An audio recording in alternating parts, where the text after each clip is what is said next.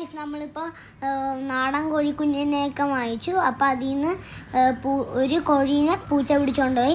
അപ്പം നമ്മൾ കോഴിക്കൂട് ഉണ്ടാക്കാൻ പോവാണ്. നമ്മൾ സ്വന്തമായിട്ടാണ് ഉണ്ടാക്കുന്നത്. അപ്പോൾ സ്കിപ്പ് ചെയ്യാതെ എല്ലാവരും കാണണം.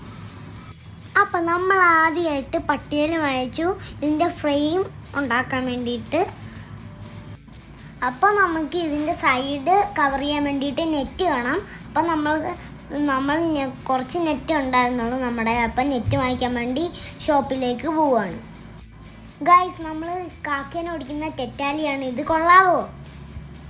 അപ്പം നമ്മുടെ നെറ്റ് കട്ട് ചെയ്ത് കഴിഞ്ഞു. ഇനി നമ്മൾ നെറ്റും സ്ക്രൂ എല്ലാം കൂടെ മേടിച്ച് വീട്ടിലേക്ക് പോവാണ്. അപ്പം നമ്മുടെ കൂടുപണി തുടങ്ങാം. സ്റ്റാർട്ട്. ഗൈസ് അപ്പോൾ ഏകദേശം ഒരു ഫ്രെയിം ആയിട്ടുണ്ട്. അപ്പോൾ നമ്മൾ ഇതെല്ലാം കൂടെ കൂട്ടി യോജിപ്പിച്ചിട്ട് ഒരു കൂടിൻ്റെ ഷേപ്പാക്കാൻ പോവാണ്. കോഴീനെ ഇട്ടിട്ടാണ് ഞങ്ങൾക്ക് മുട്ടയും പുളിസയൊക്കെ അടിച്ച് തിന്നാൻ. അപ്പോൾ നമ്മുടെ കൂടുപണി ഏകദേശം തീരാറായിട്ടുണ്ട്. അപ്പം മിനിക്കോണിയും കൂടെ ഉള്ള അത് കഴിഞ്ഞാൽ നമ്മുടെ കൂടുപണി തീരും. ഇനി അതിനെ പെയിൻ്റ് അടിച്ച് സെറ്റാക്കണം. എന്നിട്ട് അതിൻ്റെ സ്ഥലം തപ്പി വെച്ചിട്ട് കോഴീനെ ഇടണം.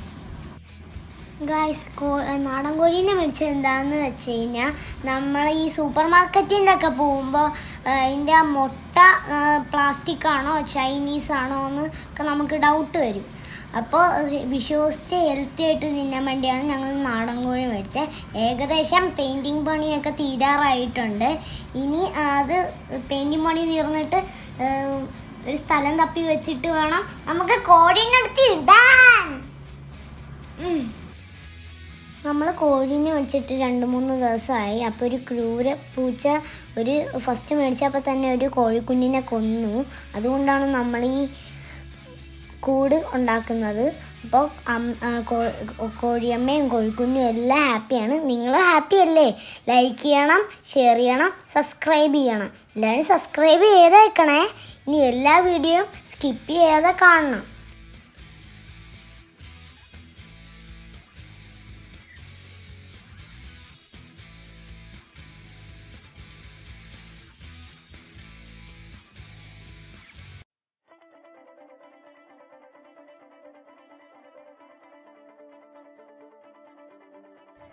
ഗൈസ് അടിപൊളിയല്ലേ? അപ്പോൾ ഓക്കെ, ബൈ.